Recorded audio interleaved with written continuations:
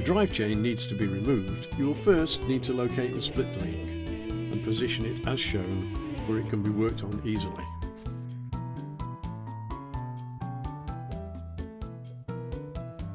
Remove the spring clip with a pair of pliers and dismantle the link.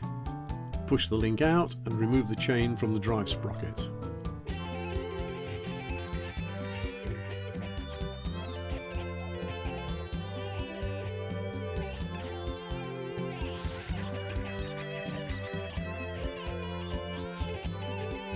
To replace the chain, thread it under the chain tensioner and onto the drive sprocket.